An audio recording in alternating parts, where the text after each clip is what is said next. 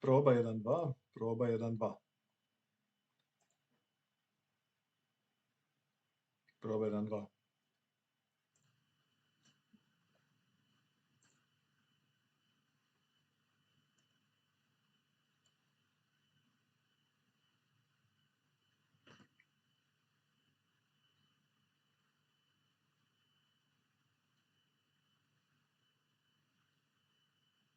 Proba 1, 2, proba 1, 2.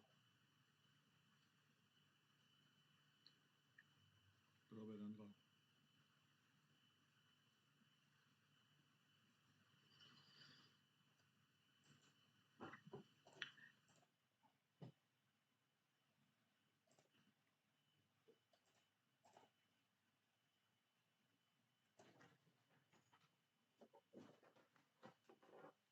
Proba 1, 2, proba 1, 2.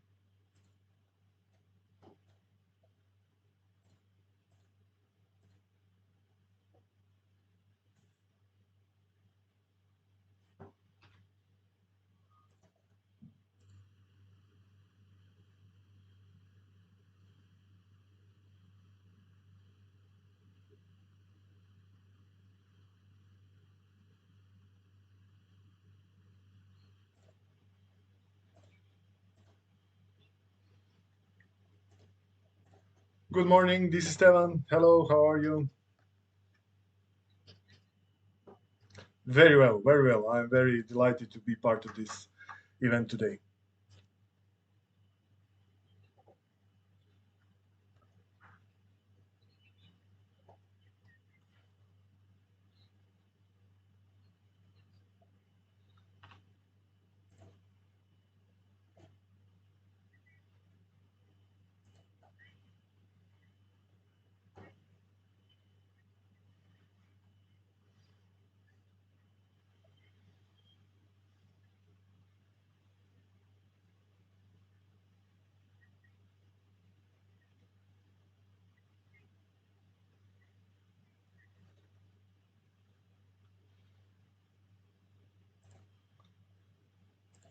Thank you very much. Can you please allow me? Oh, sorry.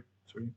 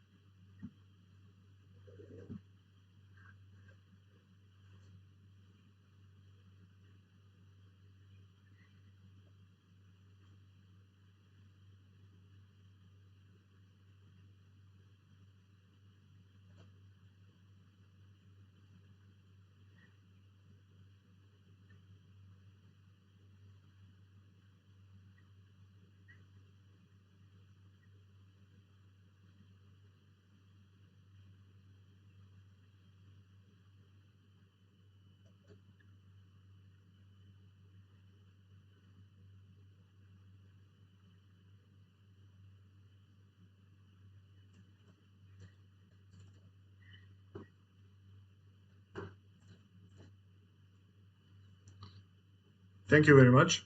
Thank you very much for this lovely introduction. Can you please just confirm me that you see me and hear me well?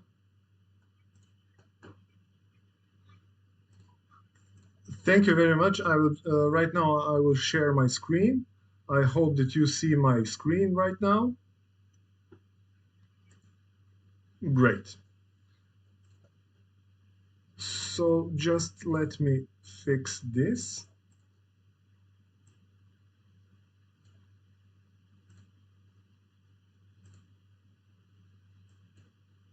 Great. So, dear faculty members, dear students, dear young researchers, dear all, it is my great pleasure and honor to participate in today's event, which is actually a third joint event organized together by GLA University and AIDASCO. I would like to use this opportunity to sincerely thank Professor Dr. Kamal Sharma for initiating and organizing today's event. And I would also like to thank the Professor Dr. Pradeep Singh for his efforts in this organization as well. And I would also like to mention and thank to Professor Ruby Singh for initiation of collaboration between GLA University and AIDASCO. So today's lecture is focused to writing a good research paper. And let me say for the beginning that the road to a good research paper is long and tough challenge, but it is definitely worth of it because it is a special feeling when you see your name as a co-author of some paper published in a good research journal. So, when you see a paper published in some journal, you actually see just the tip of the iceberg. There are many stages that have to be fulfilled in order to have your paper published. And today, you will be introduced to some of the most important aspects of successful paper publication. So before we start, let us go through all of these stages that have to be fulfilled in order to have your paper published. What is actually a motivation to publish a paper?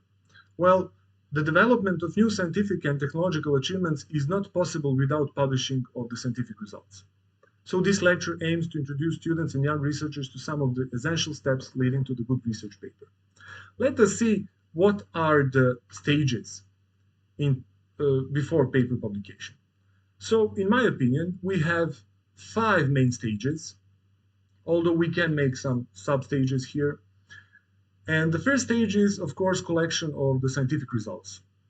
This is a part where you perform a lot of experiments, do your calculations, and I would describe this part of your career as blood, sweat, and tears. In this stage 1, you actually try to find something new, to explain something new, and in this part of your career, in this stage 1, you are actually focused only to the laboratory or only to your computer where you perform calculations. You don't think about stages that come after collection of scientific results, and trust me, there are many stages after stage 1. So in stage 2, once we collect our scientific results, we want to publish them and make available to everybody. But before we publish them, we have to make a proper selection of scientific journal. And that is actually tough challenge because there are literally hundreds of thousands of scientific journals, but not all of them are relevant or scientifically sound. So if you want to have an adequate attention of the scientific community, you have to publish papers in the relevant and sound journals. So to make a proper journal selection, you have to be familiar with what is called journal metrics, and that is what we're going to do today. Stage 3 is a manuscript preparation. It is just one of the stages, although many young researchers think that this is the only and the core one stage, but it is not. In stage 4, once you prepare everything, once you collect all of the documents, once you prepare cover letter and supplementary materials, you have to submit your manuscript to a selected journal. And even a stage 4 is sometimes complicated, and we will touch this topic as well today. And stage 5 is publication of a paper. So once you submit your paper in stage 4, you wait for the decision of reviewers and editor-in-chief. And if it is a positive review, and if you receive a positive answer from editor-in-chief, your paper will be published. But trust me when I say you that stage 5 and publish the paper is not an end of your journey, because once you publish your results, I think you should promote them. You should promote your paper on social networks. And we will touch that a little bit today also. So these are the stages. And the real question is how to make a good research paper. Well, one way is to adopt what is known as reverse engineering principle.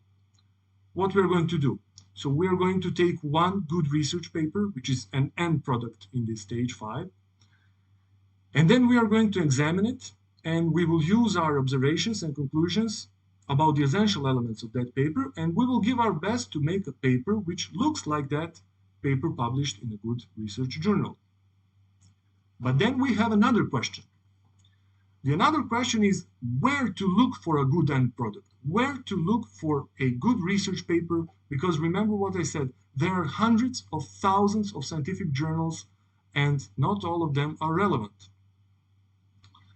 And that is why we need to understand some fundamental elements of journal metrics. We have to learn, firstly, we have to learn to identify a good scientific journal. So before speaking about a structure of a good research paper, we will first introduce ourselves with these stages, because I think that students and young researchers will understand the road to a good research paper if they truly understand these stages. We will not touch the stage 1 because that depends on your research area and what you're going to do actually regarding scientific activities, but we will go over through stages 2, 3, and 4 in details. And the aim actually of this lecture is to understand these stages, and once you understand these stages, the elements of a good research paper will be much more clearer. So let us start. This is the structure of this lecture. So in part 1, we will be introduced with journal metrics. We will understand terms and quantities such as impact factor, quartile ranking, site score. In part 2, we will be discussing something about manuscript submission. We will understand what is peer review and what it means to have a revision of your paper. And in part 3, we will deal with the manuscript structure. So let us start with the part 1. So when you speak about journal metrics, the first question of young and inexperienced researchers or students is, what is journal metrics after all? Well, journal metrics is an area focused to the development and calculation of parameters which indicate how strong scientific journal is. So when you investigate something, when you investigate some mechanism or some phenomena, you want to identify which are the quantities which describe that mechanism or which describe that phenomena. And the same thing is with the journals, because after so many years of existence of scientific methods, so many journals emerged on the market, and it is necessary somehow to classify them. And today, there are, of course, many quantities which can be used for classification of journals, but the most frequently used are impact factors, quartile ranking, and site score. Of course, there are many more. Some of them will be mentioned in this lecture, but these seem to be the most frequently used. So the impact factor is a quantity which is one of the oldest journal metric quantities. It has been defined in 1992. It is based on the citations of papers in other papers and journals, and it is a quantity calculated and provided by the journal citation reports, which is published by Clarivate Analytics. Site score is, someone would say, something similar to impact factor. Indeed, it is similar in those terms that it is also based on citations. It is one of the youngest journal parameters. It is introduced in 2016, and it is calculated by Scopus, which is a specific and unique service provided by Elsevier company. And then we have quartile rankings. Quartile rankings are division of journals in quartiles in covered subfields with respect to the value of selected journal parameter. And we have journal ranking score. We have quantities provided by these companies and by these, let's say, entities, because Scopus is company, Clarivate is company, but the journal research, JRS, provided by SCI Major, is actually some kind of entity. And when you have those values, you division your journals according to the values of these parameters to quartile rankings. So, before we introduce in details the definitions of impact factor, side score, and quartile rankings, I want to emphasize one thing. To get the right picture about the scientific journal, it is always the best solution to take into account different journal parameters, not just one. What that means: do not judge about some scientific journal according to just one value or according to just value of one parameter. That might be sometimes confusing. So if you have an access to impact factor, consider the impact factor, analyze side score, analyze quartile rankings in order to make a right choice. So what is impact factor? Impact factor is a number which tells how many times on average articles published in one journal 1 or 2 years ago have been cited. So let us see what is impact factor by this simple example. So let's say that we have a journal called Journal of Some Research, and let us calculate its impact factor in 2011.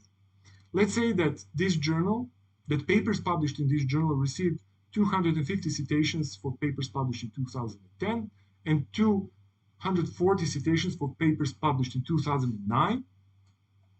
And the total number of papers published in this journal in 2009 and 2010 is 100. So the value of impact factor will be 250 plus 240 divided by 100, which is 4.9. So this is an example how to calculate impact factor. The definition of side score is rather similar, but the different time range is taken into account. According to the newest methodology, side score is calculated taking into account the time range between 2017 and 2020. Before, it was calculated by taking the number of citations received in 1 year divided by the total number of publications published in a 3 previous years range. And you can say that it is to some extent similar as impact factor.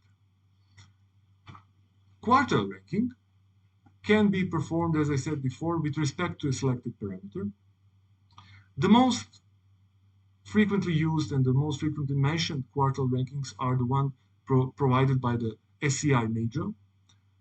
And these values, this quartile ranking has been performed according to the value of SJR parameter in covered subfields. Journal of Clarivate, the quartile ranking provided by the JCR is calculated with respect to the values of impact factor in covered subfields, and quartile ranking can also be performed according to the values of side score in covered subfields. So what this means, what I want to say right here, different scientific journals cover different subfields. For example, some journal dealing with physics covers the area of spectroscopy, and some other journal dealing with physics can, for example, cover the area of atomic physics.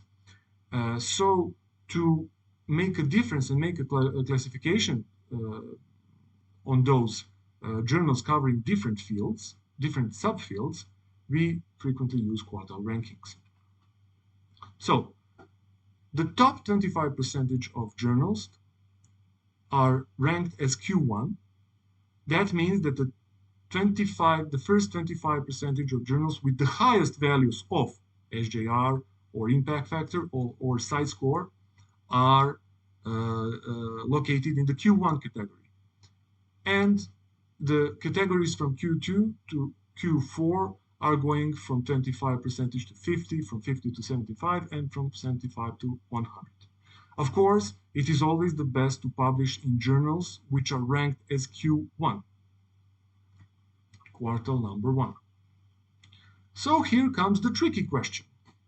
What is a good value of impact factor or some other journal metric parameter? And that is actually a very simple question, but the answer to that is rather complicated.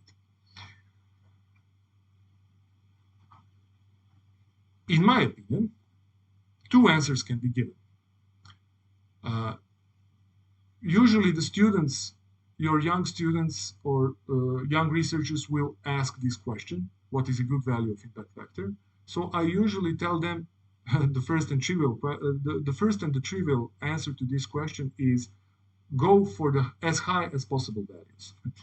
And of course that is a trivial answer because it is clear that as high as possible values of these journal metric parameters indicate that the journal is more scientifically sound, more scientifically relevant.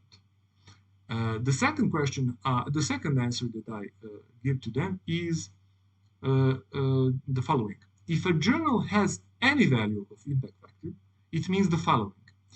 It means that it is run by a legitimate editorial board, it is covered by relevant databases, it is regularly checked by relevant entities, and its papers are cited by other studies. In other words, if journal has any value of impact factor, it has a scientific relevance because it means that other people, other journals, other papers are citing papers published in that journal. So that is important.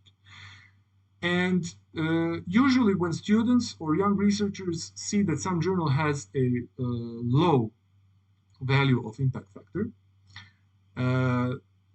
I try to explain them that getting a value of impact factor for your journal is very difficult because there are so many prerequisites you have to fulfill in order to have your journal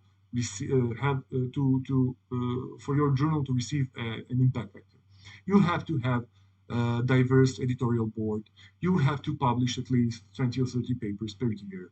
You have to the prerequisites and the conditions are really hard just to become, to get any value of impact factor.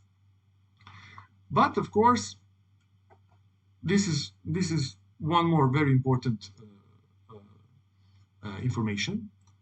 As I said before, there are hundreds of thousands of journals, but only around 13,000 journals have some value of impact factor. And an average value of impact factor for these 13,000 journals is between 2 and 3. So here are some extreme examples. This journal, called A Cancer Journal for Clinicians, has an impact factor value of 508, which is extremely high number. To publish paper in this journal, you have to have so strong scientific results, and these journals and these papers are usually dealing with very popular field such as fight to cancer. And Lancet is one more medical journal dealing with such, let's say, hot topics. Usually, students have heard for these two journals called Nature and Science. They have also very high values of impact factor, and it is very difficult to publish here a paper because you have to have really hot scientific results. But most of the journals have impact factor values lower than 10. So I stick to this number here, between 2 and 3, and I say to my students and young researchers, first condition is to publish a paper which has any value of impact factor, because that means that that journal has a scientific relevance. And in my academic neighborhood, in my area, my primary area is computational material science. If you publish a paper in journal with impact factor whose value is 2 or 3, it is a good result. It is very good result, actually. If you publish a paper in a journal with impact factor higher than 5 or 6, it is extremely good result. And of course, if you publish a paper in journals with impact factors around 10. That is really good success. But one thing here has to be mentioned, and that is that there is a very big discrepancy between social and natural sciences. In social sciences, natural sciences like physics, chemistry, and mathematics are more exact sciences where you have more exact results.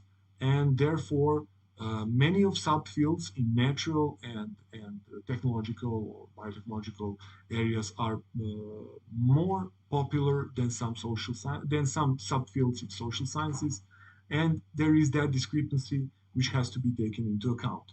On the other side, in social sciences, books as references are very popular, while in natural sciences, references are usually other research papers. So let's go back to that statement that you should always take into account more parameters when you make a choice about your journal.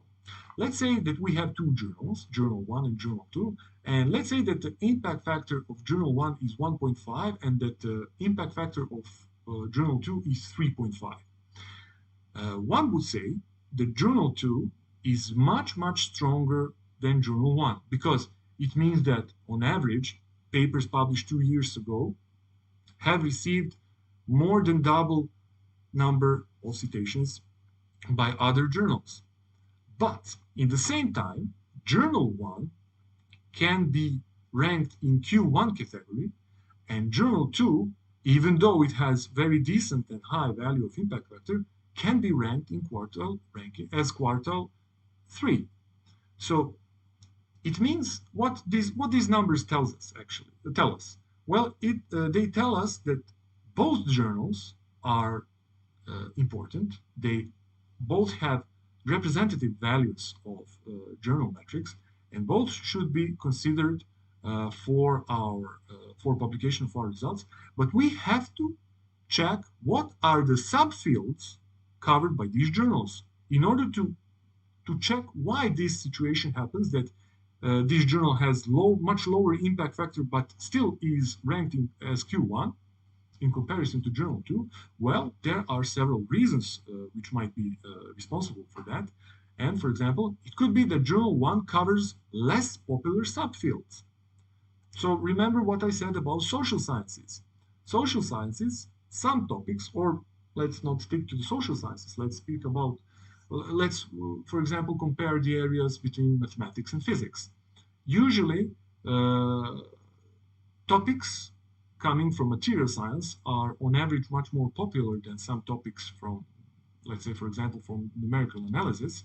So the reason for higher impact factor but lower quartile ranking can be that this journal covers less popular subfields.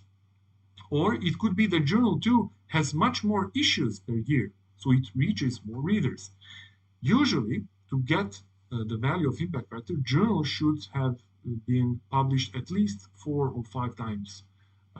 Journals should have at least 4 or 5 issues per year, but there are some journals with dozens of issues per year, and they become more popular over the time. So that might be one of reasons why this discrepancy between impact factor and quartile ranking could be visible.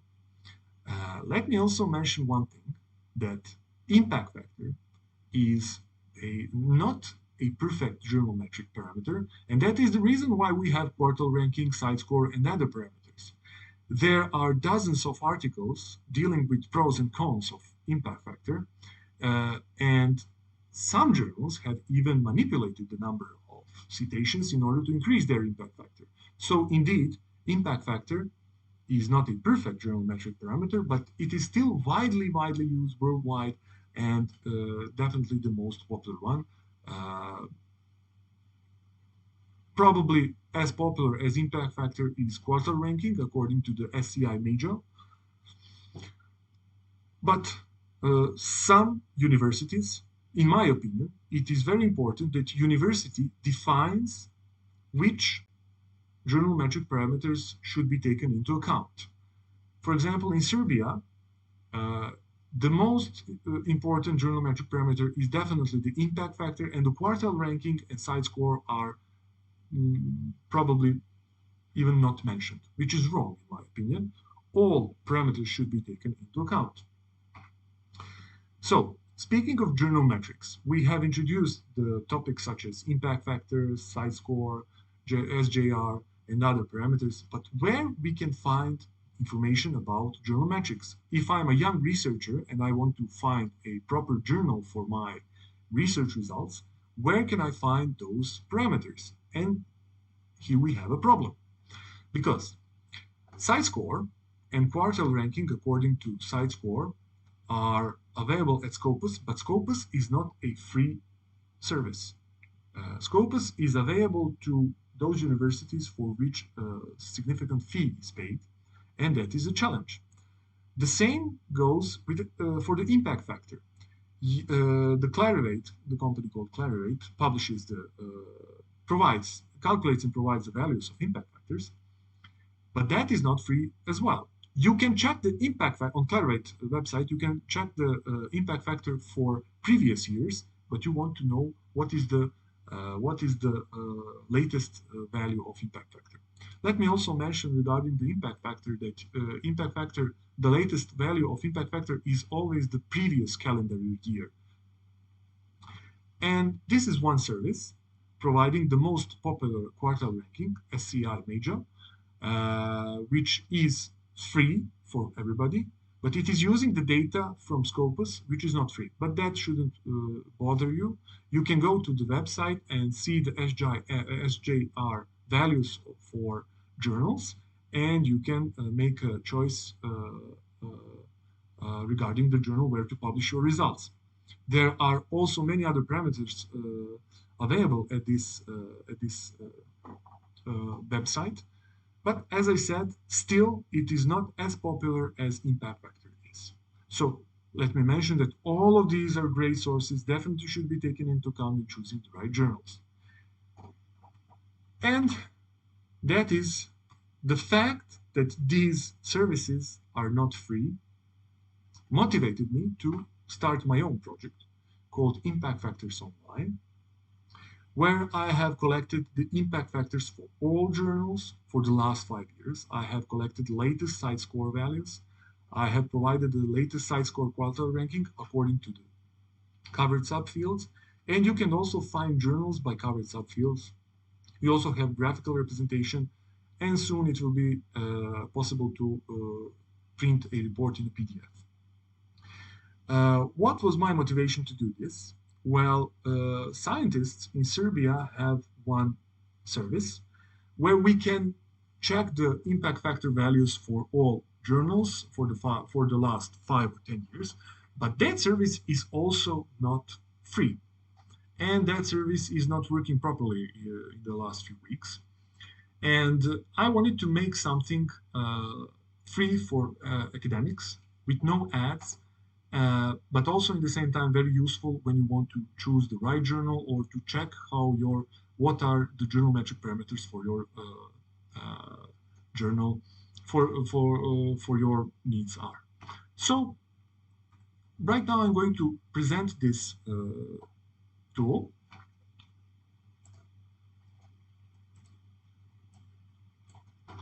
We will go to the impact factors online.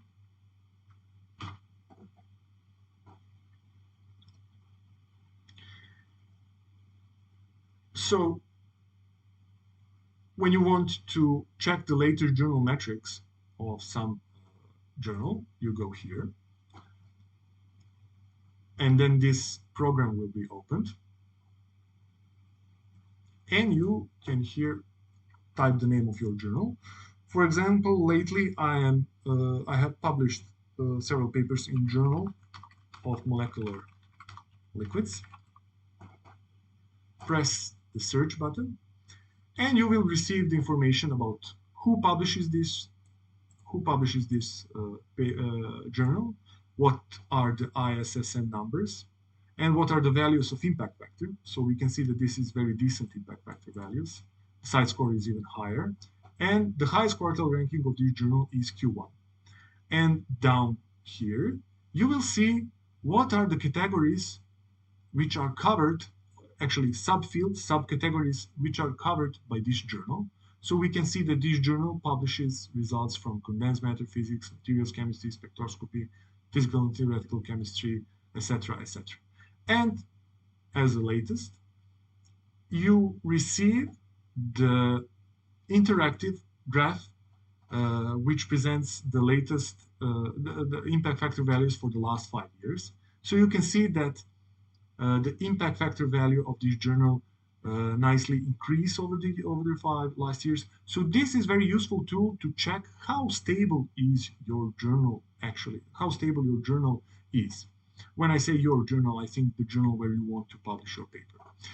Very soon, it will be possible to print a report about that journal in PDF. Actually, that can be done right now, but the result is not as efficient as I would like. This will print you the short report, but this I will deal with this in the next few days or weeks to make it even more functional. So this is very nice tool when you know the name of the journal and when, for example, your thesis advisor suggested you some journal. But what happens when you want to find some journal, when you want to find journals which cover certain subfields? Then you can use this other tool called Journals by Subfields. When you click here, you will have this drop menu. Click on the drop menu, and then you can find your area of interest. For example, I'm dealing with material science, so let me check, for example, materials science. Here it is, material science all, and then press search. And this tool will give you all of the journals covering the area of the subfield called material science all.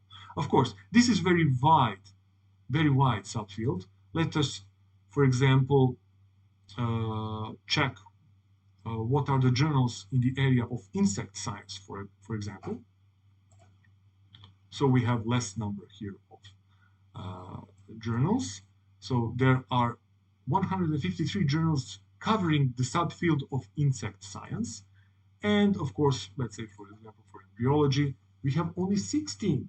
We have only 16 journals covering the area of embryology. So if you want to, you can copy this, for example. Here it says that it is ranked as Q1 according to the site score. So you can copy it and check the impact factor value in this program over here.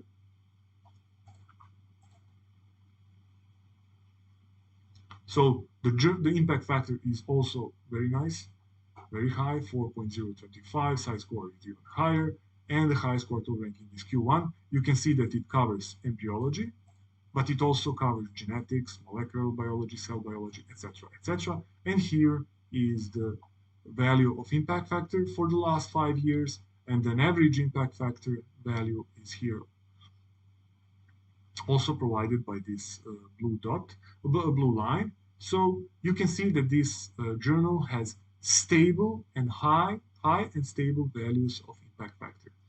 Impact factors for the year 2020, as I said, you always have the latest values of impact factor are for the previous calendar year, and the latest values of impact factor for the year 2020 are practically for almost all journals are higher because they change a little bit the methodology for calculation of impact factor. They have taken into account the so-called initial citations, but we will leave that for some other occasion. So this is the tool which I made for the academics or for the members of industry, where you can find latest journal metrics, and you can browse the journals by subfields. So as I said, the motivation was that these parameters, these values, these information should be free for all, and they should be especially available to young researchers who are trying to find their own journal where to publish their results.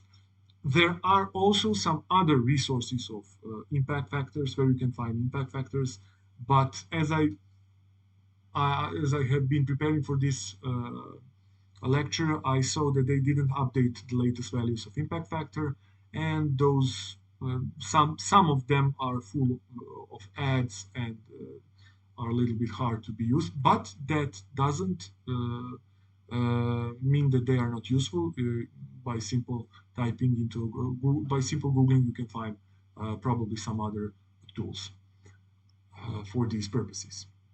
Of course, if you like this, you can follow it on the social networks. I will cover that later also.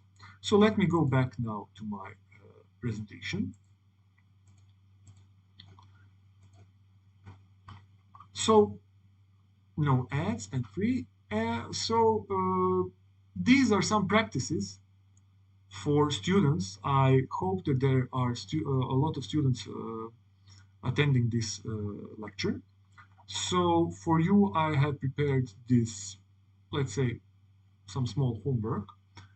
I will leave this, you will have the video recording of this lecture, certainly uploaded to the website of AIDASCO, so you can replay until this slide, and you can check these simple tasks, which can be fulfilled by using this tool called Impact Factors Online. Why is important to identify the name and the ISSN number of journal where you are going to publish your paper? Well, because once you identify the journal with the right values of impact factor, or quartile ranking, or site score, I mention impact factor the most frequently, but that doesn't mean that I'm promoting the impact factor. Use whatever parameter is respected in your own academic neighborhood. So once you identify the journal that has decent journal metrics and covers appropriate subfields, you can find the name by using the impact factors online. Then you can visit the official website presentation and find the following two things. You can read the detailed scope and guide for authors document. What is detailed scope? Well, detailed scope of each journal will give you information what type of manuscripts editorial office expects to receive. So there, the chief editor and the whole editorial office explains what kind of journals they would like to receive, and if you follow those instructions, then you will increase the chance to publish your results there. And then they also provide guide for authors document, and that document will give you all necessary information how to technically prepare your manuscript and how to format it. That is also very important, because once you submit your results, once you submit your manuscript, the editorial office checks whether you have formatted, whether you have technically prepared it in appropriate way for them or not. The typical example might be the units used for measurements, for example. So of course you have the international system of units, but sometimes some quantities are more informative if some other type of units are used. So if an editorial office prefers to use international system of units, they will emphasize that in their guide for authors document. So that is why these things are very important. So let's go further. Remember, there are almost 13,000 journals with impact factor, and it is impossible to visit each and every website. You have to filter your selection. For example, we have seen that there are 455 journals covering material science area, and you cannot go through each and every website. You have to filter your results, you have to narrow the choice, and then you will have everything that you need. So right now, we are going to have a small break. I hope that is fine with you, because we have finished with the first session. So let me have your questions written to our dear colleague from GLA University who is hosting this lecture. I think that a 5-minute break is fine if you are okay with that.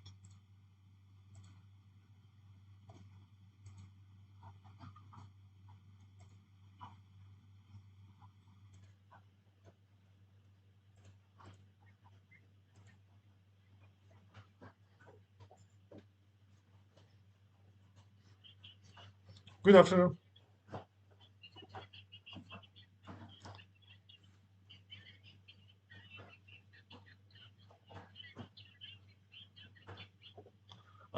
Yes, that is very nice question. Thank you for asking.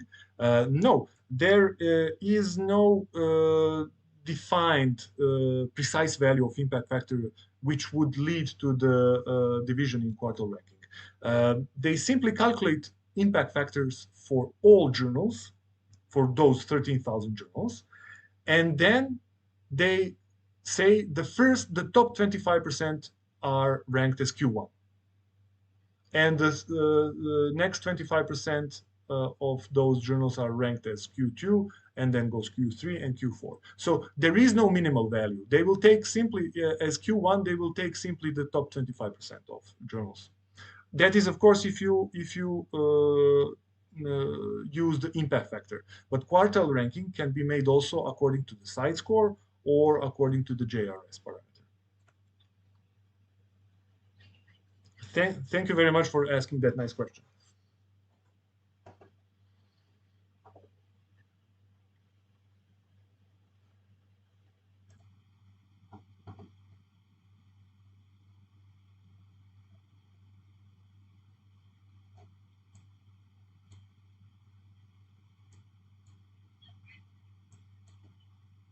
Yes, yes.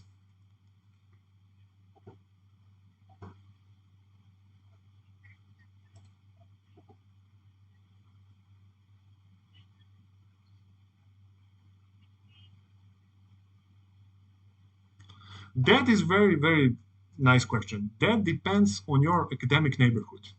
Let me say in that way. For example, the situation is different from country. Some countries prefer taking into account the impact factor. Some countries prefer quartile ranking according to the JRS, journal ranking system, by the SCA major. So that really depends on, for example, your faculty. Practically all faculties in Serbia, all institutions, all universities in Serbia consider only impact factor.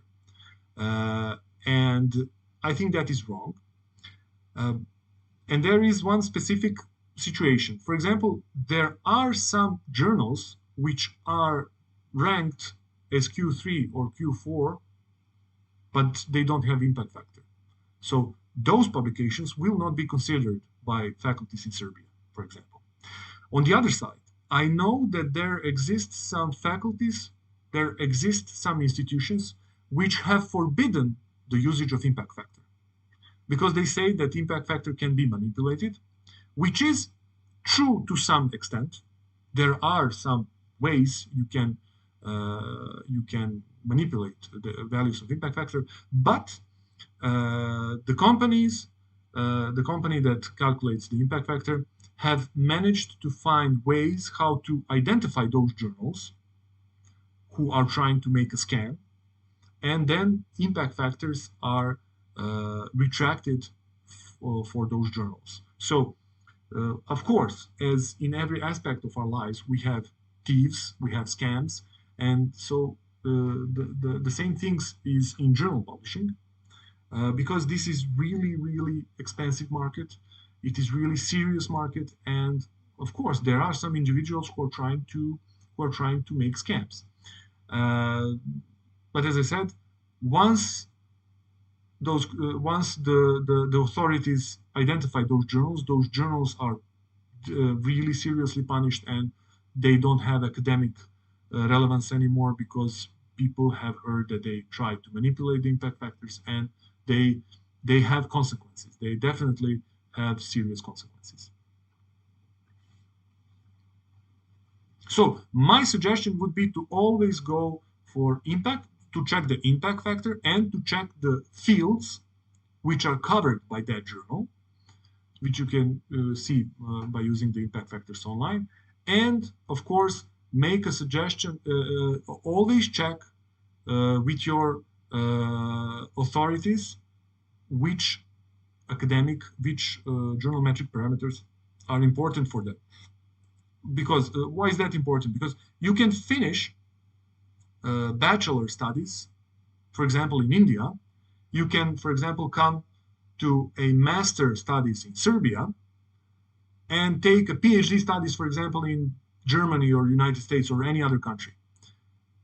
And it is quite possible that different journal metric parameters will be discussed, will be considered for example, if you want to improve your position at the Serbian faculties, you will have to have higher values of impact factor. There is also one more classification of journals in Serbia. I haven't seen that classification on any other place in the world.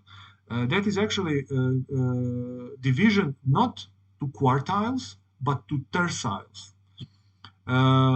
All journals, with respect to the subfields they cover, are divisioned into three groups: M21, M22, or M23 in Serbia. And for example, in Serbia, M21 takes 8 points. It gives you 8 points when you want to apply for a higher position.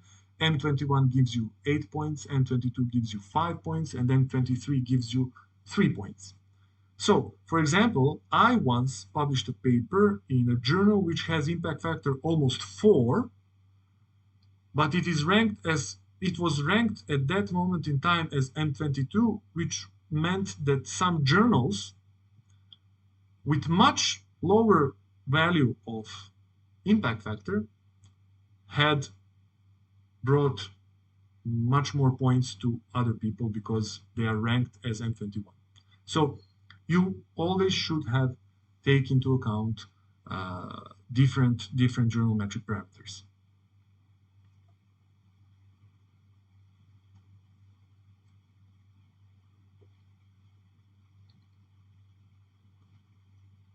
So if we don't have any more questions, we can proceed with part 2.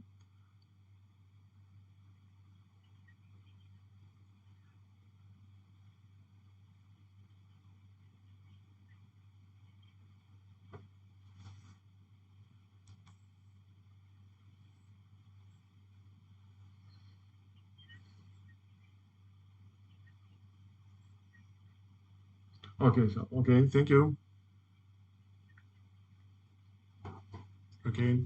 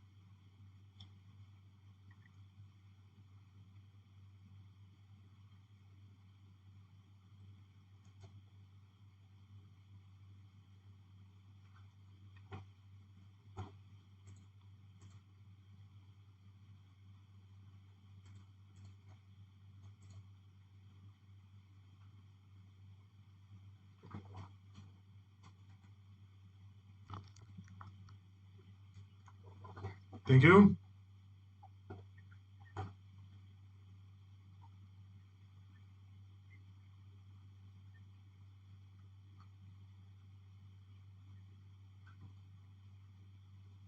Okay, thank you.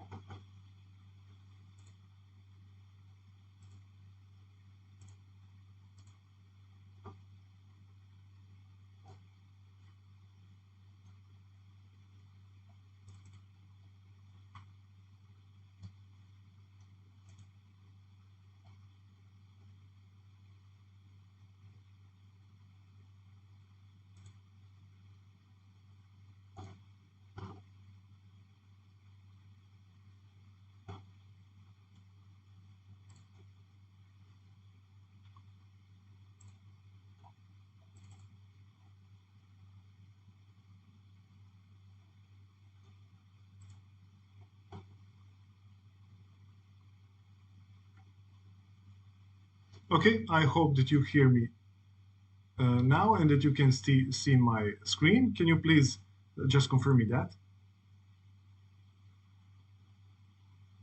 Thank you very much. Thank you very much. So, right now we're starting with the part two, which will be dealing with the manuscript submission. Let me just mention what we did in the part one. We started with examination of stages that lead to a manuscript publication. So we learned in the first part, we learned something about some fundamental journal metrics parameters, which are necessary to make a choice of a journal where we will publish our results. One more stage, which is very important, is the manuscript submission. And remember that tip of the iceberg. So this is the end product, but the manuscript submission is under the sea level. And let us see how the manuscript submission process goes. It is also, I don't want to say complicated, it is not complicated, but there are several sub-stages. And why we are doing all of this, we want to understand how this editorial office process works, because if we know all of these stages, then we know what editorial office expects from us, and then we will know how to adjust our manuscript, how to adjust supplementary materials, how to adjust everything that needs to be adjusted in order to increase chances for publication of our manuscript. So this is the manuscript submission procedure. So let's presume that you have prepared your manuscript and you submit all of the results and all of the files you have prepared to the editorial office. In stage one, editorial office receives the manuscript, and then in stage two, you have the initial screening of the manuscript. In this part of the manuscript submission process, the editorial office, either editor-in-chief or associate editor or assistant editor, will check if your manuscript covers the subfields of the journal. In other words, the authorities will check whether your manuscript covers the scope of the journal or not. Is it compatible with the journal or not? If it is compatible, and if the editor finds that it has enough of novel results, it will send it to reviewers, or if he or she finds that it is not suitable for that journal, it will reject it. If it goes, what it means to go under review. Now we have come to the blind peer review process. That means that it is not the editor-in-chief or the editorial office who solely decides whether your manuscript is going to be accepted for publication or not. No. They will send your results, they will send your manuscript and all accompanying files to the experts, to other experts in the field those experts will be anonymous to you. You will never know what are their names, where they work, or what they do. They will check your manuscript in details. They will write a report, and then they will suggest to the editorial office whether your manuscript should be rejected, accepted, or accepted after revision. So, if they find that if their opinion is that your manuscript shouldn't be published in their journal, they will reject it. And if they find it suitable, they will accept it, or they can find that your manuscript is interesting and within scope of the journal, and they can find that it might be useful for the readers of that journal, but they also could think that that manuscript needs some modifications in order to increase its quality. That is called the revision.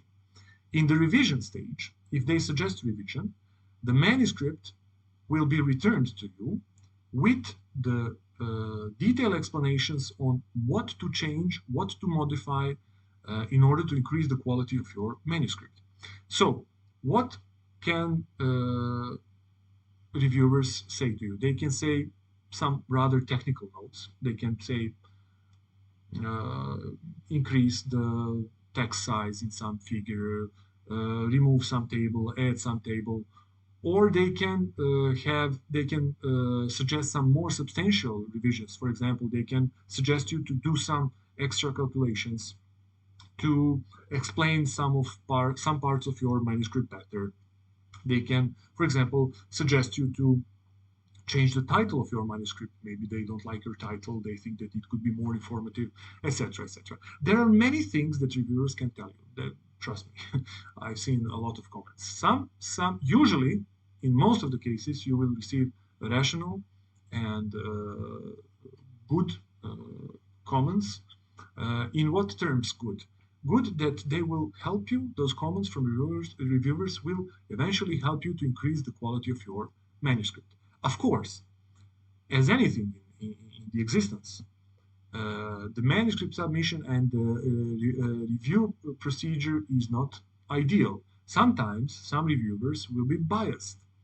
They will provide you with some non-constructive comments, but do not take it hard. It is just a procedure. There are many journals where you can offer your results, so don't worry.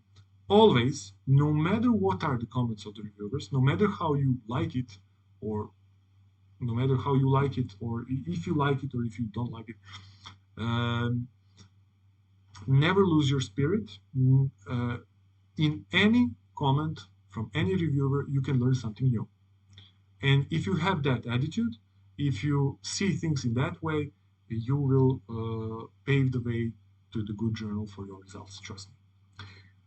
And after you revise your manuscript, you send it again to an editorial office, and then the editor-in-chief or assistant editor or associate editor sends that revised work again to those same reviewers, and then they check whether you have increased the quality of your work or not, and then they suggest the final decision, and together with the reviewers, editorial office makes the final decision whether your work should be published or not in that journal.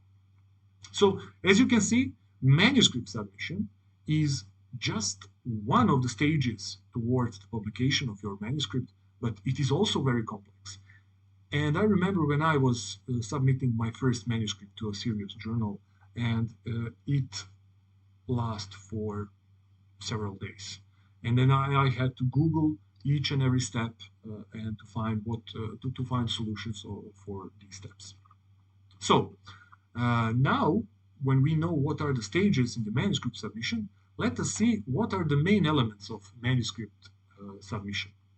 So you have the manuscript, and that is the main file, the one for which you worked the hardest. Remember what we said about this part. You invested blood, sweat, and tears to get the results and to prepare the manuscripts. That is covered by the previous two stages. Then your manuscript is always accompanied by what is called a cover letter. So in cover letter, You introduce the editor with your submission. But unlike cover letter accompanying job application, it shouldn't focus on applicants' credentials. So your credentials, uh, for most of the journals, are not so important. There are some journals where you have to be where you have to be a teaching member of faculty, where you have to have tenure in order to submit your manuscript. There are some journals, but in most of the cases, it doesn't matter whether you are on PhD studies or you have already acquired PhD level. So, for example, I have submitted my uh, uh, manuscripts, and I have published a lot of papers before my PhD where I was a corresponding author, and those journals didn't care for applicants' credentials. They cared only for the quality of results. We should be that way. If there is anything specific that editor should know, you should write in a cover letter. That can be different things. And in a 2 or 3 sentence, it is always a good solution to explain the novelty and importance of your work. If sometimes some journals require that you write a novelty statement, they also require that you have what is called an author statement, and that you have filled the conflict of interest statement. And I will go briefly through everything of this. In the novelty statement, they want you to explain what is completely new in your completely new regarding the scientific part of your manuscript. The author statement is the statement in which you take the responsibility as a corresponding author that all of the co-authors of the work are aware that you are submitting these results to their journal, and that they have nothing against that. Author statement can contain also the information what parts of the manuscript have been, what elements of the manuscript have been written by which author, and there is also a conflict of interest statement in which you state that you are not in conflicted state of any case with respect to the submission of that manuscript. You sometimes, rather frequently, graphical abstract is required as a part of submission. So this is actually the artistic part of your manuscript submission and manuscript preparation. So this means that you should summarize your work in one small and simple image. And this is the part of the manuscript preparation which I really like, because you can be really creative and usually scientists think that graphical abstract is not so important. They tend to think that it is just a one more unnecessary prerequisite to submit your manuscript, but young researchers think that frequently, but you're wrong. Trust me, graphical abstracts are very useful. When they are useful, well, they are useful when you have to read a lot of papers, when you try to explain something, some of your findings by reading many papers, and when you see that graphical abstract at the beginning of the paper, it is very useful for you to memorize what are the most important aspects of that paper. Together with manuscript, cover letter, graphical abstract, you will have to submit all of your figures. You can submit your tables and schemes separately, or you don't have to submit them separately. They can be in the main manuscript file. And you can also submit other files. By other files, for example, in the material science or in the computational material science, you have the opportunity to submit files which contain structures, optimized structures of the molecules or crystals which you have subjected to a set of calculations. For example, for experimental scientists dealing with XRD, they can submit crystal structures which they have found using the XRD equipment. etc., etc. I don't know what other files are usually in the area of social sciences.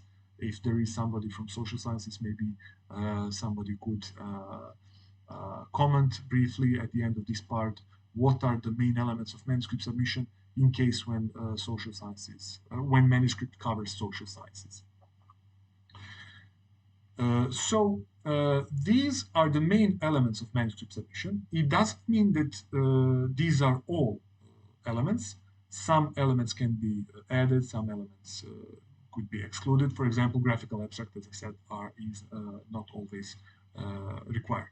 So, as you can see, from one side, we have the main manuscript file, but from the other side, we see that we have other files necessary to be submitted along with the manuscript, and it is necessary to be familiar with all of these elements. I would just like to say that regarding other files, you can also submit supplementary files. What are supplementary files? Supplementary files, well, it is actually a singular supplementary file. It is a file which contains all of the information that are useful and required for the reproducibility of your paper, of your results, but they, for some reason, take too much of space in your main manuscript file, so you have decided to place them in a separate file. Some journals have a limit on the number of the words which can be used in the main manuscript file, and some journals have the limit on the number of figures that can be placed in the main manuscript file, and in those occasions you also place all the excess figures, all the excess information into the supplementary file, which can be defined as other files. So this was the part 2. We went to the main elements of manuscript submission, but I would like to show you now, in the remaining of the part 2, how the interface looks like when you want to submit your manuscript file. We are not going to cover all of the details, that is not necessary right now, but let me just log into the website of one journal. Just a second, please. So, I'm going to type in Journal of Molecular Structure. By no means, I'm not trying to promote this journal. This is one of the journals where I have published a significant number of papers.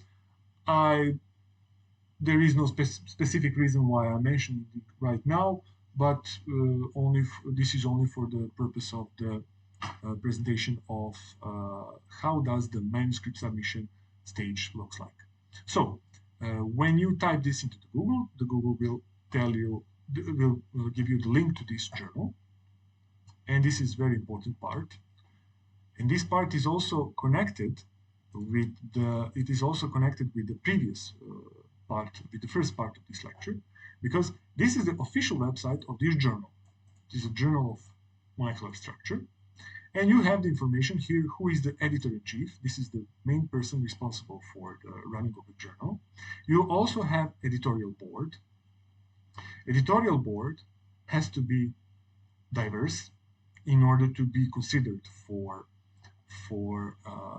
getting a value of impact factor. You can see that there are 43 editors in 21 countries, coming from 21 countries or 21 region. So these are the editors, this is editor-in-chief. But what is important? What is important when you came to the first page of this website? Remember what I said. You have here a lot of information which will give you guides how to prepare your manuscript. Here you can click here, read full aims and scope, and here you can read what type of fields, subfields, and what are the elements of paper that should be submitted in your manuscript. Here you have all, practically not all, but very important information about the scope covered by this journal. So if you have chemical intermediates, molecules in excited states, biological molecules, polymers, those are all fields or subfields relevant for this journal. Of course, if you submit a paper from social sciences to this journal, they are going to reject it immediately because it is not covering the scope. So this is very important part of this lecture, because when you go to the first page of this journal or any other journal, they will have to have nicely defined scope. If the scope is not defined in an appropriate way, then it is very difficult for readers to understand what type of manuscripts are expected to be submitted to that journal. Here, the job is done very good, because once you read this, you will get the feeling what your manuscript should contain concerning the results. You also have information about journal metrics. You have the information about the site score. You have the information about the impact factor. You also have the information about what is an average review time. On average, how much does it take for your manuscript to be reviewed by other experts in your field. And there are also some other useful information here. So when I want to publish my paper, I prepare all of the papers and I go here, click here, submit your paper. And then I log in with my email and my password. And I click here, author login. And here I am. This is practically under the hood of the Journal of Molecular Structure. And then we, of course, press Submit New Manuscript.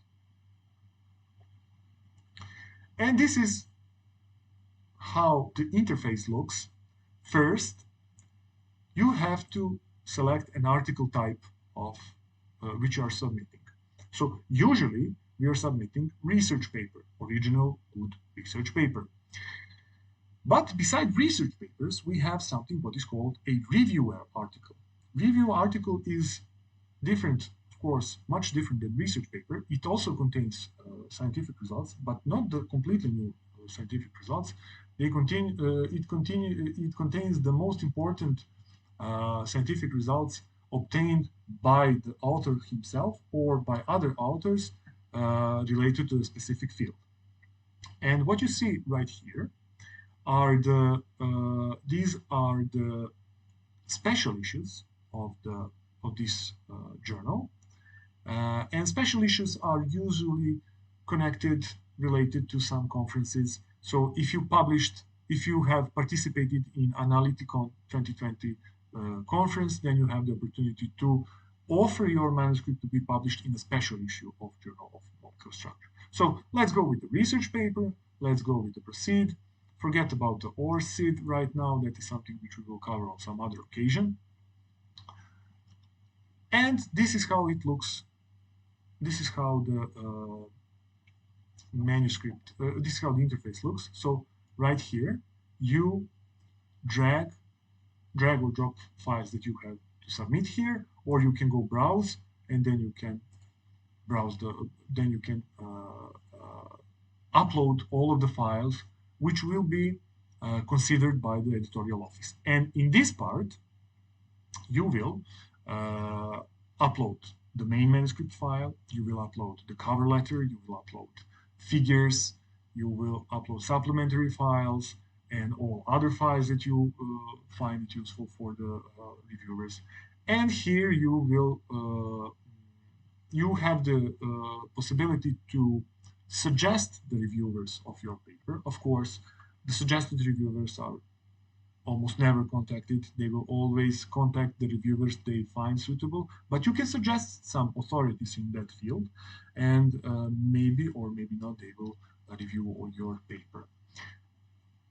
In this part here you have additional information. If there is anything else specific what should be emphasized by this in this submission, or comments you type in here, and then you, in the end, you have the opportunity to review everything that you have filled and everything that you have uploaded concerning the files in this submission, and then you click approve submission, and your manuscript has been sent together with all the accompanying files to the editorial office, and then you have those stages active, which we have mentioned in some of the previous slides. What happens once you click approve submission button? This stage has certain specificities. We are not going to go through all of them because it may be the amount of information would be really large, and there is no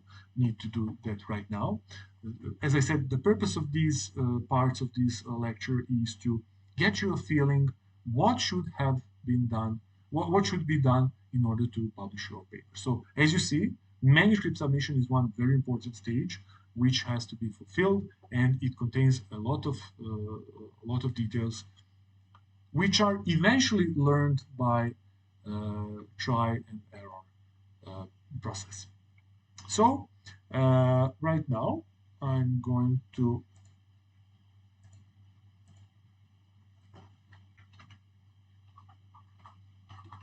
so this is the last slide which we considered. So now comes the part 3.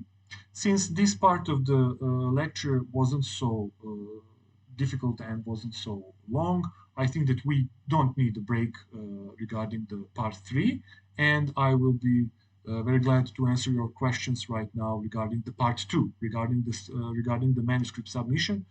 If anyone has some question, feel free to ask. Let me just mention, if you remember, if you don't have a question right now, feel free to write me to my email or to social networks. I will be very glad to answer.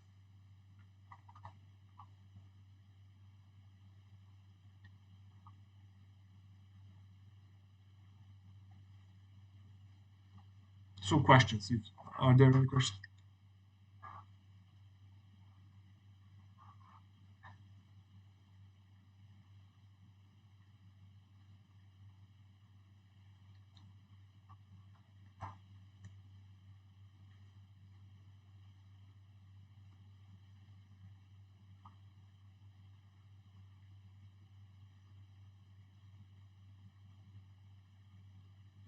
Okay, if we don't have question, if you have some question later, feel free to write me.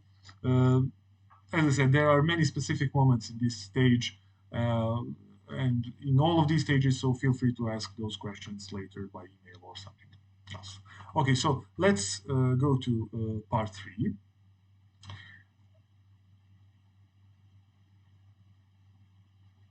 Sorry.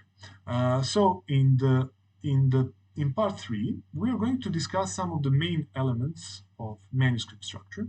So, and we will mention citing, and we will mention something regarding formatting. So let me go back again to this slide. This is the end product. We are now at the end. We are now starting to investigate end product, and it is always good to know those stages from 1 to 4, to know the details about those stages, because I repeat again, once you get familiar with all of these stages, you know what editorial office expects to receive. And not only what editorial office expects to receive, you, after some time, after dealing with all of these stages, you understand what reviewers look when they review your paper. So let's now let's examine one research paper. This is paper which Sanja and I published with Professor Koziel from Iceland and Poland in 2016 or 17th. Yeah, 17th. It is published in a journal which is published by Elsevier. So each and every published paper has information who is the publisher. If the name of the publisher is not emphasized well, that can be for many reasons. For example, there are some shady manuscripts. There are some suspicious publishers which only want to take your money, so they don't promote them and they don't emphasize their logos on the first page frequently. So here we have clear, nice logo of the publisher. Elsevier is one of the most famous publishers of scientific articles. So here is the information about the publisher. This is the name of the journal. This is the journal title. So it is a carbon journal. It covers various aspects of organic materials, nanomaterials, and organic molecular structures. These are the authors. And you can see this is the title of the manuscript. So each manuscript has to have a title, and titles should be clear and concise. It should be informative, but it also shouldn't be too long. Avoid too long titles because when researchers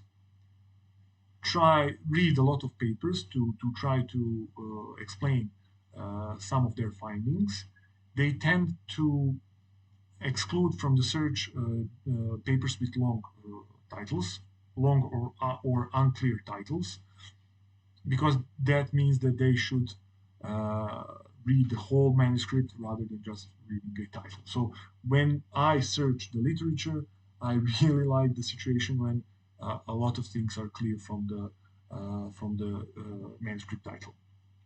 So beside the names of co-authors, you have these letters, and those are used to emphasize what are the affiliations. So what is affiliation? Affiliation is the institution in which you work and under which auspices you are performing research and publishing documents, whether it be reports, papers, manuals, or something like that. So my affiliation is University of Novi Sad. University of Novi Sad has 14 faculties. One of those faculties is Faculty of Sciences, and Faculty of Sciences has 5 departments. One of those departments is Department of Physics. This is the address. Some journals prefer to publish the address, some journals not. It really depends on the journal. Some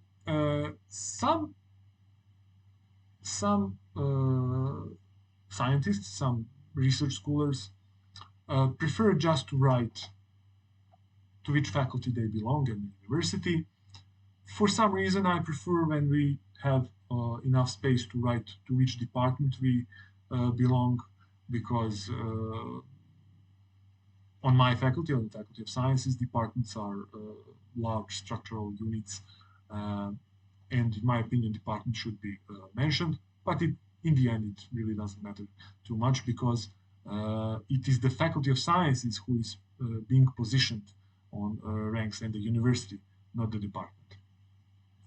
And it is also important to mention that always at least one author is the so-called corresponding author, which means that that author is submitting the manuscript, and in case of any question, that if editorial office has any question, the editorial office regarding your submission, the editorial office will always contact the corresponding author.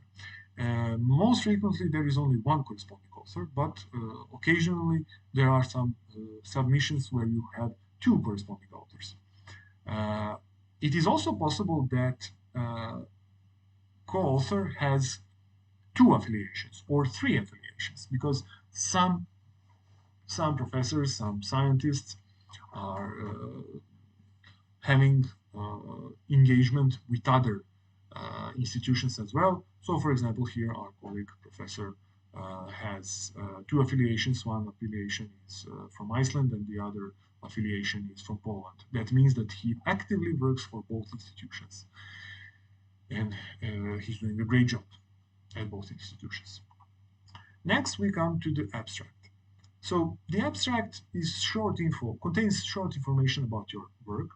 Usually, it is limited by journals in the amount from 150 to 250 words, but it is not a strict rule. So, and you have to think about all of these elements that you should know that all of these elements are specific for each journal. So, in case of this journal, I think that there was a limitation that it had to have at least 150 words, and the top number of words was 250. So, in the abstract, in a sentence or two, you write what has been done, what has been investigated, what research tools have been applied, and it is good when abstract contains some results, but not explicitly. A sentence or two about main findings are more than enough to be placed in abstract. But uh, in the end, it is just a matter of your opinion and your attitude. What would you like to place in abstract? Usually, it might be, for example, it might be very wise to add a sentence or two about the main findings in your work, for example, in a form of trend. So, for example, if you study the adsorption, I study adsorption frequently, and then we have some certain quantity called adsorption energy or binding energy. It is useful to mention which structure has exhibited the highest binding energy, but it is totally useless if I write uh, in exact numbers. For example, the binding energy in case of that was 23 kilocalories per mole. That is not useful. The researchers do rarely remember numbers. They remember trends. They want to reproduce trends. So when readers read your abstract, they should have an idea what you have done, what tools you have used, and be it experimental or computational tools, and what is the main finding in your work. Other essential elements in of the manuscript is introduction. In the introduction, you introduce the readers with your work, and it is very important to explain why is your topic important. If they don't find justification why you are working on that topic, they will not read it, or the editor is not going to appreciate that. Why am I emphasizing this? Because with the development of science and technology, various scientific tools have become available to researchers, and some researchers do some science just because they can. For example, they investigate, for example, adsorption, but they do not justify why they are investigating that area. Why is that important? And always keep in mind that you want to emphasize why is your research uh, applicable. What are the main reasons why you are doing your research? For example, in the material science, if I'm investigating some new materials or if I'm designing some new material, I want to clearly emphasize in the introduction why are those materials that I'm investigating important for the for example, industry. After the introduction, there comes the chapter called Materials and Methods. In this chapter, you have to explain how you got your results. So, if you did some measurements, you have to explain how you measured your results. You have to explain in details which scientific tool, which scientific equipment has been used. For example, if you do calculations, as I am doing, I have to always mention which levels of theory I'm using, which approximations are being used. If I'm, for example, uh, simulating the ultraviolet spectra, I have to clearly mention which, for example, density functional I have used. Uh, you have to mention in this chapter everything which would allow other scientists to reproduce your results. So the purpose of the materials and methods chapter is to make your results reproducible by others. If you do some research and if you receive very good, very representative, highly representative results, they will be useless if some other researcher from other part of the world cannot reproduce that. And there is no point to do something which can be done only by you. So materials you mention which materials have, for example, which materials have been used for synthesis of some new element, or if you are dealing with theoretical or computational aspects, you mention you must mention which software package has been used, and you have to mention which levels of theory approximations have been used, etc.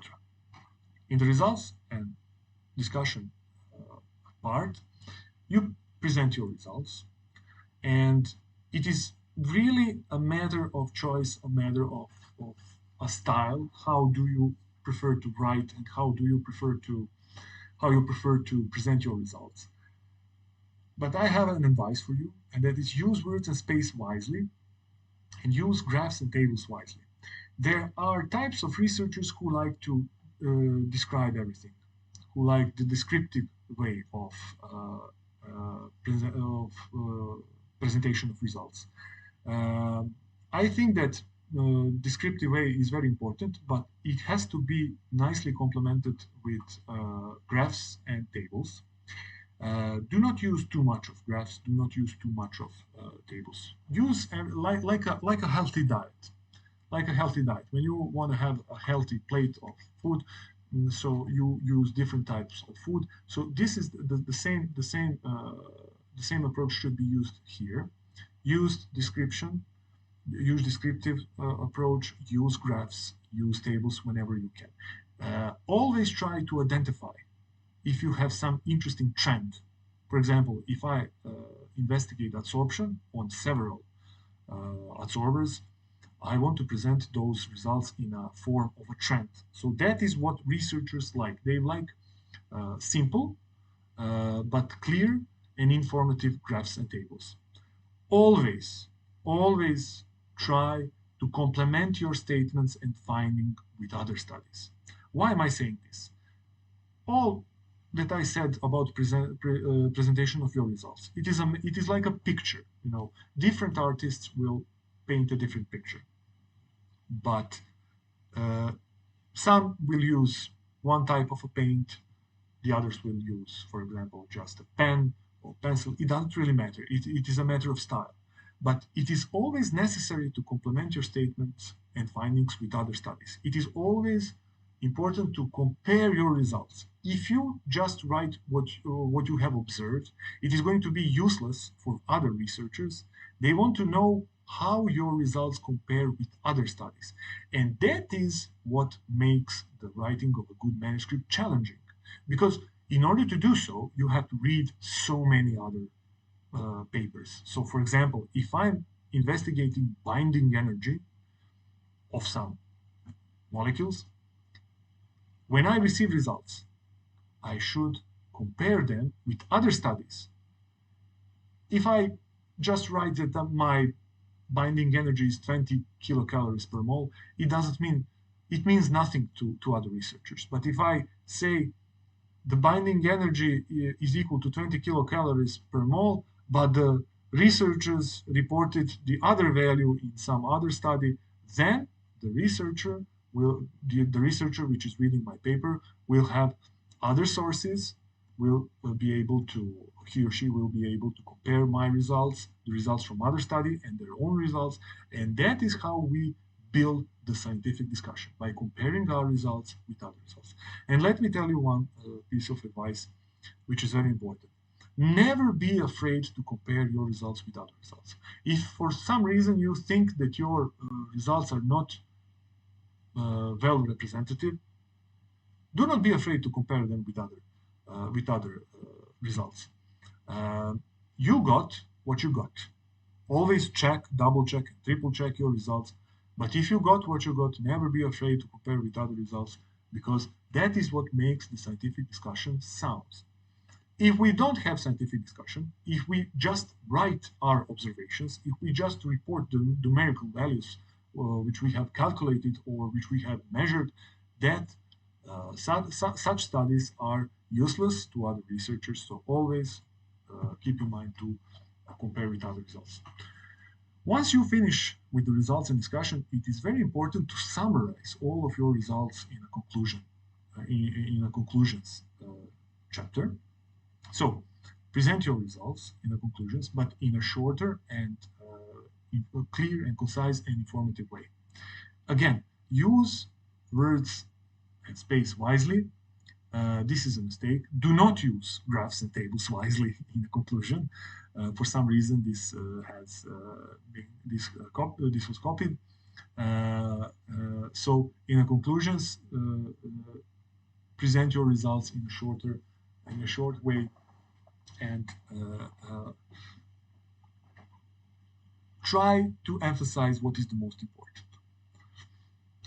And here is one more important part of your manuscript, and that is acknowledgement.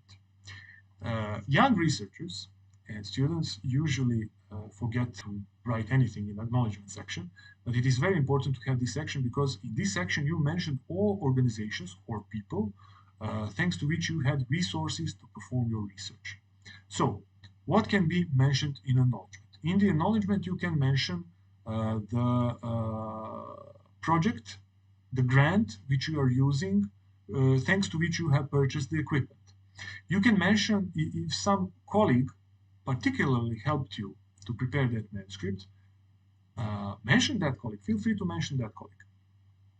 It is very important, and to acknowledge all persons and organizations which have made it possible for you to do that research.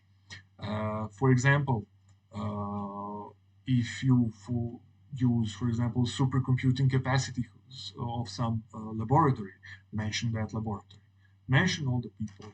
This section is usually not long. It has 2 or 3 sentences.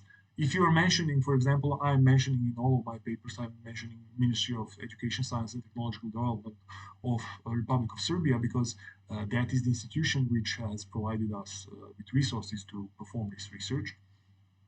But always remember to mention the project grant. If the grant is very important, because the name of the grant or the number of the grant, depending on the ministry, is important, because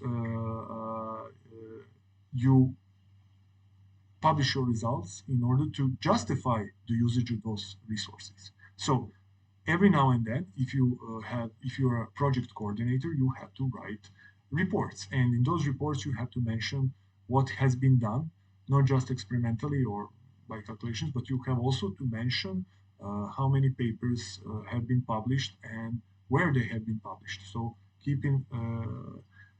pay attention to mention the grant. So these are the elements, the other elements, and I'm going to open that. Particular paper to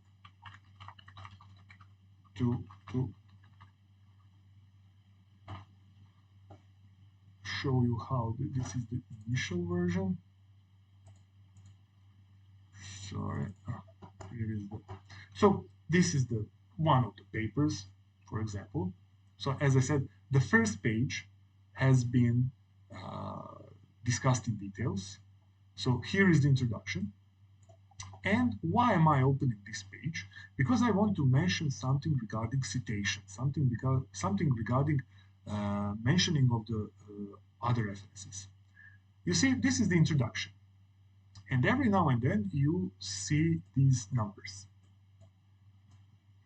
What are these numbers? These numbers are denoting references which you are using in your work, these numbers denote the results obtained by other researchers, published in other publications, because it is impossible to do everything in science. You have to make a first step, and the first step is always to see what has been done by others. And whenever you write something which is not achieved by you, you have to mention that. You have to mention that fact. So if I click to number 1, it will lead me to the references section, where all the references which I had used for the writing of this paper have been mentioned. Okay, so here we have mentioned 71 research papers published by other researchers, and whenever we mentioned findings from those other studies, you have to mention that. When I say you have to mention, I actually say and mean you have to cite it. And those are citations which are counted for the calculation of impact factor.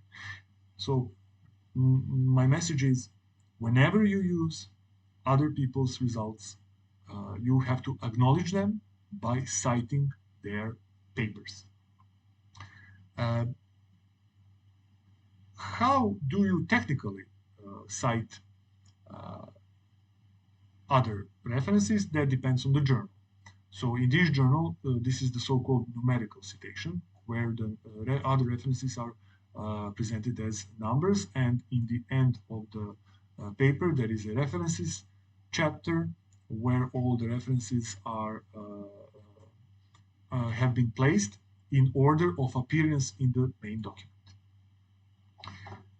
It is very important to cite, because if you don't cite, you actually steal somebody other's results, somebody other's property. When I say, when you mention the results obtained by other, it means that you should rewrite those sentences in your own manner. Of course, if there is a need to use precisely the same sentence as in other paper, of course, place them in the quotation marks. But always try to rewrite those sentences in your own way, in your own style, and don't forget to cite, because citation of other papers is very important. Not just that you acknowledge the other people's blood, sweat, and tears, but you also make possible the classification of journals, because of course all of these calculations are calculated by certain authorities, and then the values of impact factor are provided. So this was the introduction part. Now I want to come to the computational details part. This is actually materials and methods chapter, but because this is a purely computational paper, there was no need to place materials, because we didn't use physically any materials. We designed new molecules and subjected them to a series of calculations. And here I am mentioning all of the relevant details. With this chapter, other researchers from this field can reproduce each and every result mentioned in this paper. That is why this chapter is so important. It contains everything you need to perform and to obtain these results. So here we have used Jaguar program as implemented in Schrödinger Material Science Suite. This should have been 2015, not 205. And I am citing the paper in which Jaguar was introduced to the scientific community. Of course, for DFT calculations, for other DFT calculations, I have used the other program called Epsilon Density Functional Modeling Suite. We also used different levels of theory. All calculations have been performed with this functional and this level of theory. These moments are not so important for you, because you are probably dealing with some other scientific areas. I doubt that there are some people dealing with molecular modeling among the participants right now. But if you are dealing with molecular modeling, then these results are necessary to reproduce all of these results. And after computational details section, we have results and discussion. What is important about results and discussion section is that try to division all of your results in corresponding chapters. What that means? It means that in your research, in your manuscript, in your paper which you want to publish, you have different types of results. For example, you can have experimental results, you can have computational results. Separate them.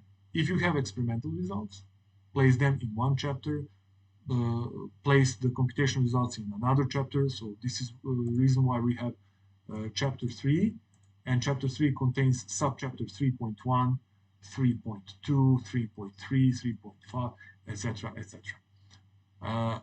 But it is always good to separate the results, but try to find connections between them. And it is always good if you can draw some conclusions from different chapters and to mention them in other chapters. Try to find how your results are complemented. So if a finding from one subchapter can explain the results obtained and mentioned in the other subchapter, mention that in a sentence or two. Always try to connect your subchapters dealing with the results. Good papers, interesting papers, are always interconnected. Subchapters are always interconnected. In each subchapter, I can read something what is important for other subchapter, and it really keeps the attention on the way. And in the end, we are having conclusions. Conclusions are starting somewhere here. Here are the conclusions somewhere. It is mentioned which levels of theory have been used, what is the most important finding, etc., etc. I mentioned that, and this is the acknowledgement. This is the acknowledgement. At that moment, we had support by this company called Schrödinger INC, and this is of course, this is one more very important statement, because at that moment, these results have been performed thanks to these projects 171039 and 34019, which was financed by the Ministry of Education, Science and Technological Development of Serbia. So it is very important to mention this, because later when I had to fill some reports, I had to mention that I have published certain number of papers in journals with impact factor, and in that way I earned my salary and justified the used resources, the resources provided by the Ministry of Education, Science and Technological Development of Serbia. And that's it regarding the manuscript, regarding the main elements of manuscript. I will go just to this slide once again. So, as I said, I want to make a concluding remark. Some of you will participate in writing of a research paper. And I want to think you about that research paper in the following way. Think of it as a thing that imagine that you are an artist. Imagine that you are a painter and that you want to create something, and that something is some beautiful paint. This is what we do in science, actually. Our paintings are actually research papers, and painters and artists offer their end products to galleries, and then galleries promote them. We do not offer our research papers to galleries. We offer those results to research journals, to scientific journals, and then they make a decision if they are going to promote our research or not. So think in that way. Why is, in my opinion, important to think in that way? Well, because of the following. Writing of a research paper, actually not just writing, preparing a research paper is a creative process. Don't think of that as a technical process. Don't think, okay, I spent some time in laboratory or in front of the computers, I did the calculations and that's it. Now I'm technically just going to write everything that. It is useless to think it that way. Always think that you are in the middle of a creative process, and be creative. What that means? It means do not write the same type of abstract always. Try to change it as much as you can for your next paper. And your mentor, your advisor will never be angry with you if you try to be creative. He or she may accept your proposal or not, but it will never be angry. He or she will never be angry if you try to be creative. Play with the images, play with the graphs, play with the tables. Use sometimes some interesting colors. Be brave. As always, in life, we have to be brave, we have to be creative, and think of think about the writing of a research paper as a creative process. After all, you have creative parts. For example, graphical abstracts is pure art. In some journals, in some papers, graphical abstracts are made as a pure piece of art. And think in that way. In that way, you will all of those challenges which are in front of you in terms of writing a research paper will be easy to fulfill.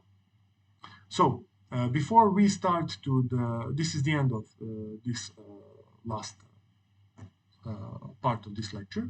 I would like to ask you just to visit all of these links to support AIDASCO on social networks.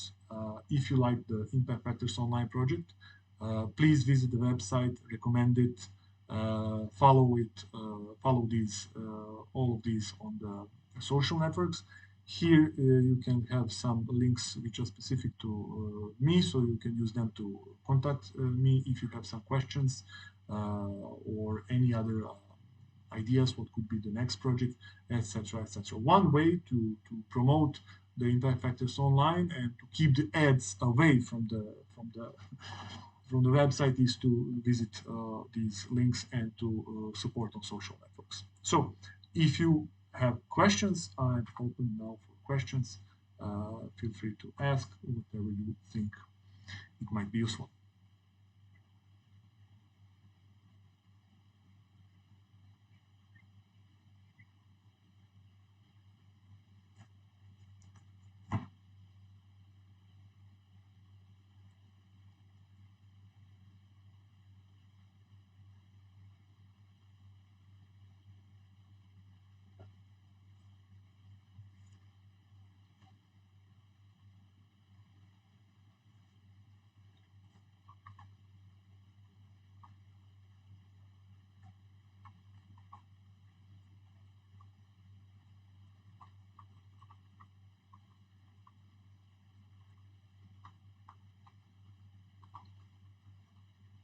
Okay, if there are no questions, maybe later will be, so feel free to write me to my email.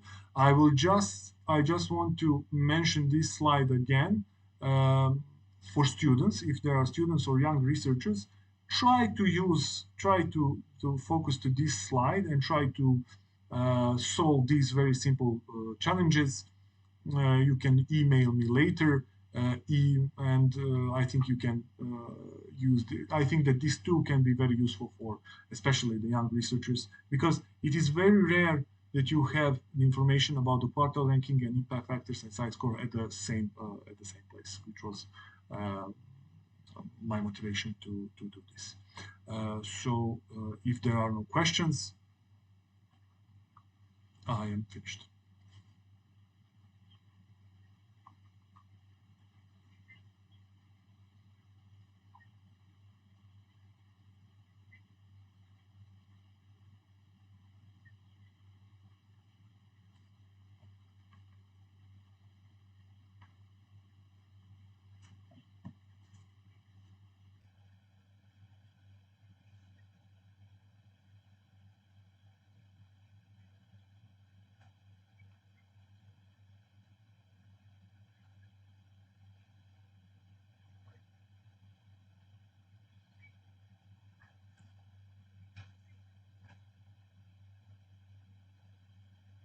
Thank you very much. I will use once again the opportunity to thank the management of the GLA University.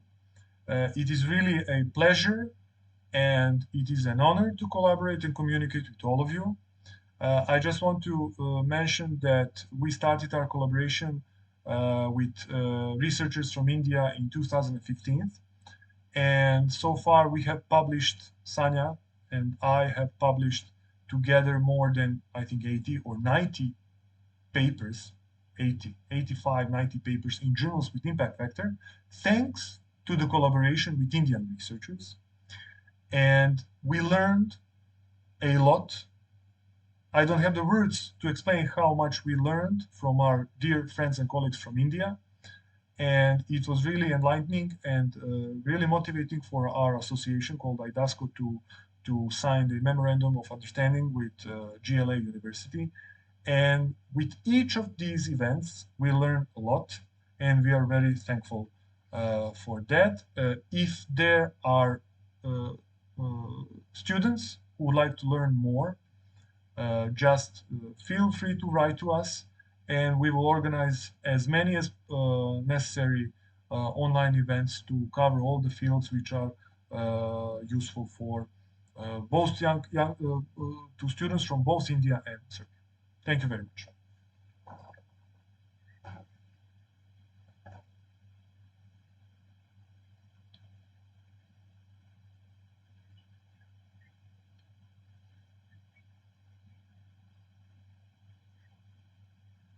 Thank you. Bye.